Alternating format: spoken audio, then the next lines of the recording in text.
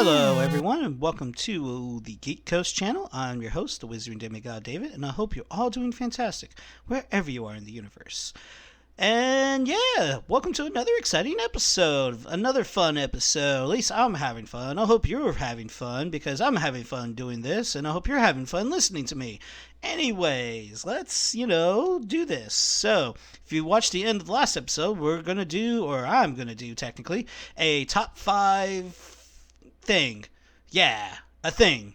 Yeah, haha, that thing. No, we're gonna do top 5 my favorite sci-fi space battles. So yeah, we're going with sci-fi space battles on this one, and they are always fun to watch, and they're usually a great time just to see, especially like how people do their space battles and stuff like that, and also all that fun and jazz. So we're gonna have a couple rules and stipulations on how this list is gonna work. So after you listen to these rules and compilation, put down in the comments your favorite space battles that you've seen in a variety of sci-fi shows.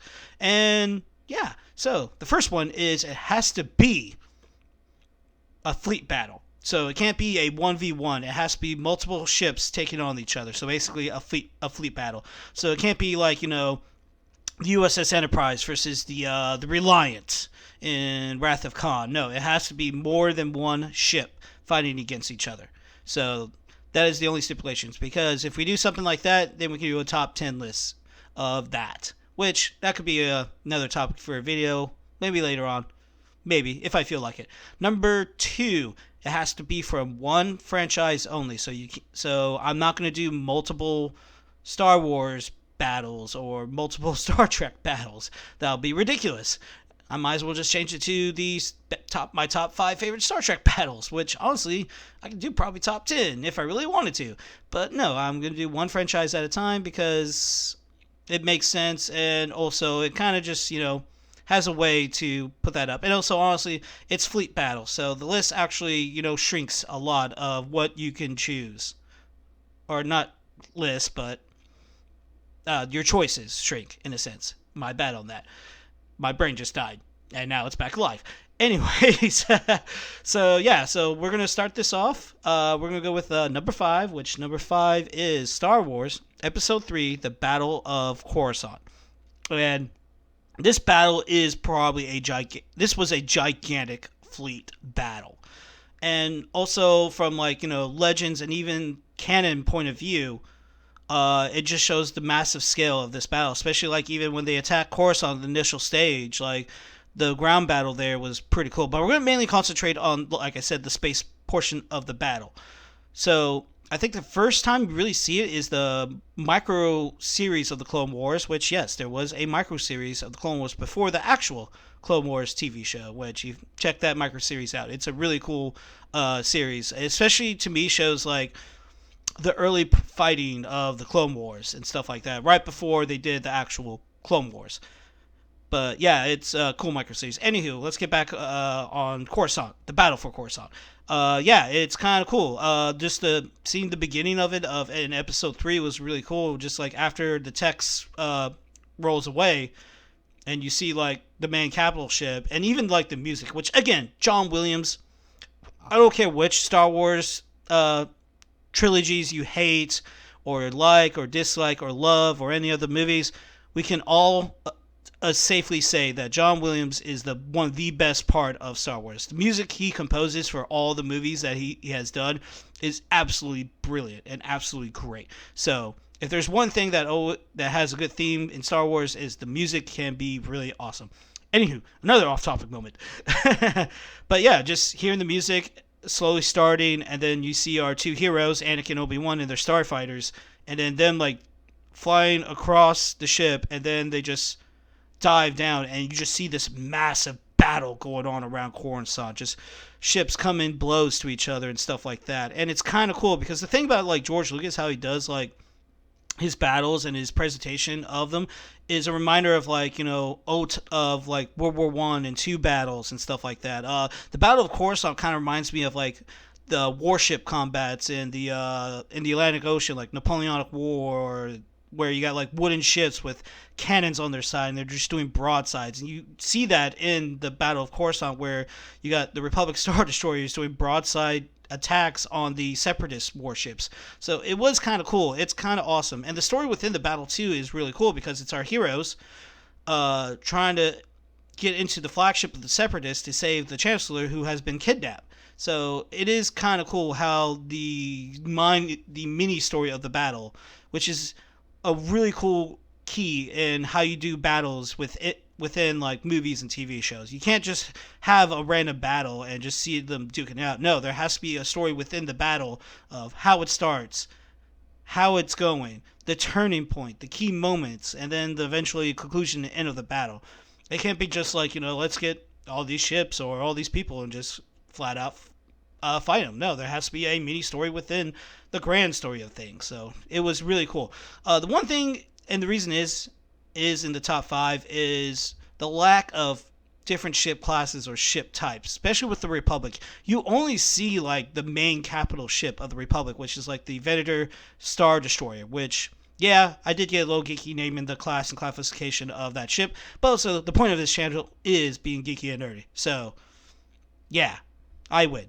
Anywho, and the Separatists, you do see a couple ship classes here and there, but it's still like mainly capital ships. And also, the classification ships, or the classification of ships in Star Wars is very odd and weird. Like, ships that are supposed to be frigates are actually like cruiser size ships. So it's, I don't know, they do it very weird. But anywho, no, the battle visually is awesome and stuff like that, and great. It's just like I said, I wish they would have thought like, having more classes and more ship types than just thinking like, oh, let's just put a bunch of ships. Like, visually it's cool and awesome looking, but at the same time it can get boring, especially after if other franchises do the same thing. Speaking of other franchises, let's go to our number 4, which number 4 is Mobile Suit Gundam Char's Counterattack. So this came out in 1988.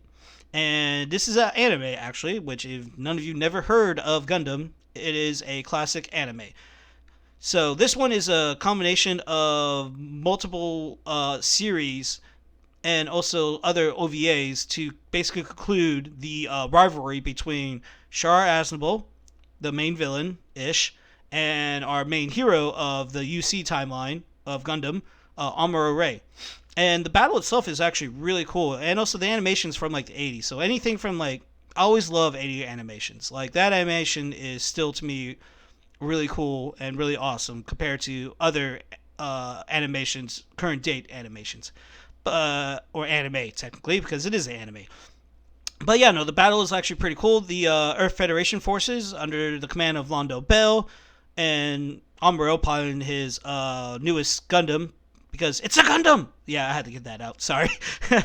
It's a common theme in many of the Gundam shows to say that. Anywho's, they have to fight Char's Aznable rebel fleet of Neo Zeon, and stopping them from dropping a massive giant asteroid known as Axis that was used like a resource satellite and stuff like that to help build the colonies around the Earth sphere. And no, the battle itself is really cool, especially like the start of it where... And we're talking about the end battle sequence. So there's been a couple battles here and there that was fought within the show, but we're going to talk about mainly the end battle sequence where they have to fire missiles. And what's kind of cool is they only have a small stockpile of nuclear missiles, so they hide the nuclear missiles within the regular missiles. And it was kind of cool seeing also Char Aznable, giving a compliment to Bright Noah, who's the fleet commander, of how he's hiding the missiles and stuff like that. So, or hiding the nuclear missiles. So it was kind of cool. And also the battle itself is really awesome. It just has that vibe of like the Battle of Midway, just seeing, planes and stuff going at it, where, mobile suits, which are in a sense giant robots piloted by humans, kind of just, fighting, pitch battles and stuff, and them just trying to reach Axis.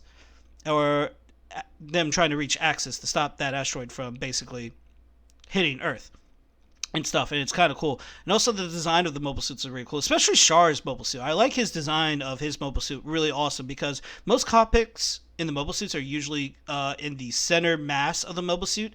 His is actually in the head, and it's a really cool design and idea, and also gives you how big these mobile suits are, and also the ships that these mobile suits are carrying and stuff. So it's kind of cool. Again, like in Star Wars, they also only have a few, one or maybe two different ship classes, And maybe because they only have that much runtime to do the animation and the drawing of the ships, so it can be slightly understandable. And also at the same time, it also when you have mobile suits that can literally destroy giant ships with just a few shots, having smaller ship classes, I guess, would not work out too. So, which in past series, it actually shows that smaller ships just absolutely get destroyed by mobile suits. So it kind of passes, but at the same time, I wish we can see smaller ship types and stuff like that. So anywho, let's keep moving on up. Moving on up. Next one, we got number 3, Battlestar Galactica, and this one actually does pass because we have 2 Battlestars facing off a small Cylon fleet. And also, we're not talking about the original Battlestar Galactica series. We're talking about the reboot or the revive one in the early 2000s. And that one was actually really good. I highly recommend watching that one. If you have never seen it, find whatever streaming app is on, or if you can manage to watch it free on the interweb, just don't get caught by the government, because he is always watching. Anywho, don't give me U.S. federal government, please. I'm just kidding. Anyways, yeah, so the premise of Battlestar Galactica is humanity is near extinct. The only surviving warship, which is the Galactica, which in this show is actually an older Battlestar, protecting a ragtag small human fleet that's being chased by the Cylons. And then eventually they meet up with the Battlestar Pegasus, which is the newer of the Battlestars. And it's kind of cool because they found out a small Cylon fleet that is protecting a ship nearby.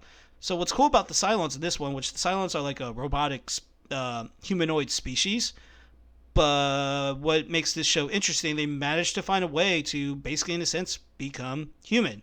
And what is interesting is when they die, they can transfer their memories and their soul or something into another new body. So, but they only have like a select different types of Cylon human types.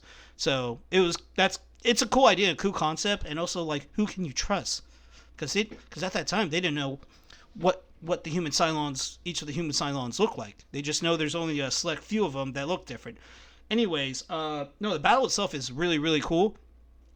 This is like probably the first time we actually get to see like a fleet battle of like in Battlestar Galactica's universe. So, and it's very interesting too because I like how the design of the ships are really awesome. It's really cool, especially the Pegasus design is actually awesome. I like that design. And the way they do the combat too is that the Cylons tactics like the swarm and basically destroy every parts of the ship. So what's kind of cool is the Battlestars are basically like a hybrid battleship / carrier ship, and they can fire these massive amounts of explosives to basically create what is known as a flak wall, which anything that goes into it gets destroyed or blocked. So it's kind of cool seeing that, and the visual of that battle sequence is really cool because it's like 2 Battlestars versus 2 base stars with the resurrection ship, that's the name of the ship they're going after, trying to run away. And they managed to disable their FTL of the resurrection ship, and also the fighters too are also really cool. How they do the combat in that series is actually really good, and also semi-realistic too. Especially like the sound of like hearing the gunfire and stuff like that is like you can barely hear it because you can't really make that much sound in space. So it's actually kind of cool, and the battle itself is really cool too. And and also granted, it's only capital ships, but it does get it does slightly, I'll give it away with it because it's what's left of the human fleet, which is just 2 capital ships. And also the Cylons, for some odd reason, which I think because plot point in early on in the season, they only created that one type of capital ship, which is known as their base stars. But yeah, no, the battle itself is really cool, and also one of the characters too doesn't have like a life flash before eye moment, but kind of like a realization of like I'm about to die, and also what's the point of keep on living if all I'm gonna do is hide in a ship or die somewhere. So it was, I don't know, the stories with themselves in that battle was actually really cool. So let's keep moving on up, as they always say, to number 2. So number 2 is from the video game series Mass Effect 3, The Battle for Earth. So this is the third game of the Mass Effect series, and what's cool about the Mass Effect series, it's those type of games where you can create your own character, you can give him that character any name you want or your name and stuff like that, and also you can choose what path your character can go to. You can be a heroic fighter to basically a character who doesn't care as long as the job gets done kind of style. And the dialogue too and stuff is also really cool because you kind of choose like what happens in certain moments.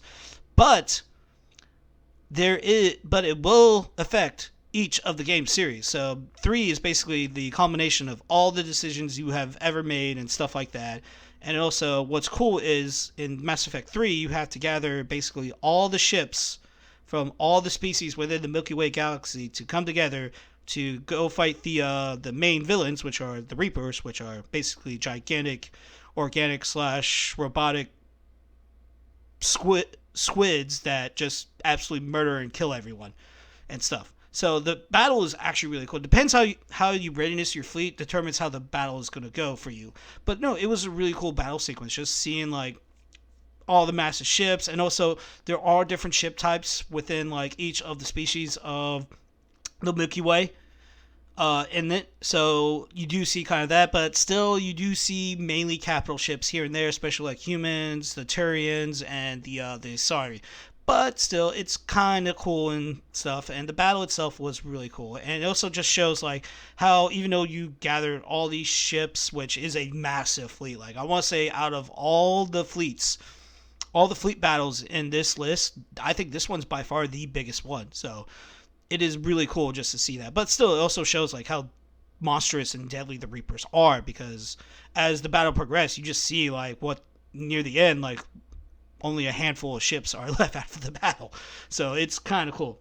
Anywho, let's go with number 1. And before I do number 1, and I just thought about this yesterday after watching another YouTuber doing like another top 5 something or top 10 something, and he's doing honorable mentions or honorable recommendations, whatever. And you know what? Forget that. If you are not on this list, you do not get honorable mentions or recommendations. No. Even though I really do wish I could put the Expanse on there, but it does not fit the criteria because most of their battles is a 1v1 ship or a 1v multiple ships. And I love the Expanse. It's the perfect space battle that they do such a great job of realistically how space battle works, but I just cannot put them in there. But no, it's not an honorable mentions. It's just me bragging how good the Expanse really is. But no, yeah, I will never do honorable mentions. Not at all. No. If you're not in there, you're not in there. Anywho, let's get to number 1. Number 1 is from Star Trek, Deep Space Nine, and the episode in particular we're talking about is Sacrifice of Angels. So, this is a really awesome battle sequence. Really cool. And also, kind of like the true battle sequence you always want to see in Star Trek. Because in most of the previous 2 iterations of Star Trek, the original series and Next Generation, you never see large-scale space battles. It's basically just always a 1v1 ship battle here and there and stuff like that. So even in the movies, you never see a large-scale battle either. I want to say, in fact, you never really do in any of the movies.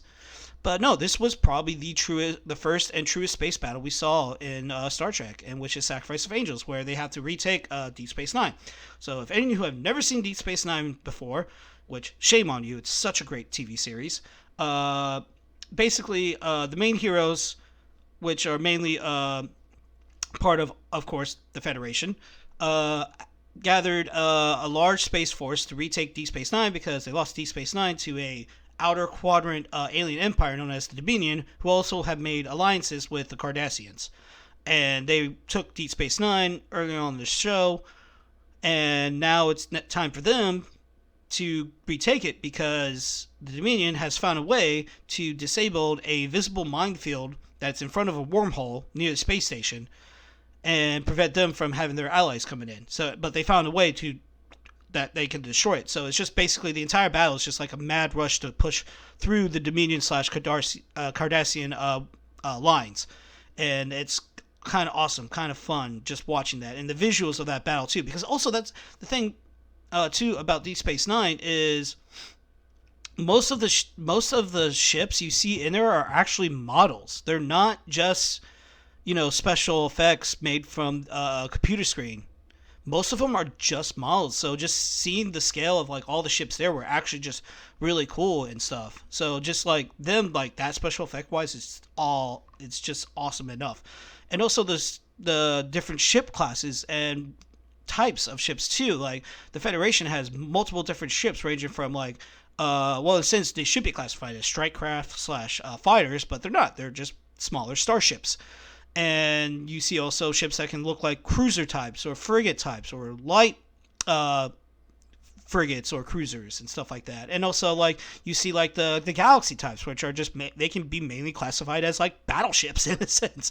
And same goes with the Dominion Union, the Dominion and the Cardassian Union, where they have a couple also different ship types ranging from like smaller frigate ships to their bigger ships. The Dominion has also smaller ships to their bigger ships, where are just basically capital battleships.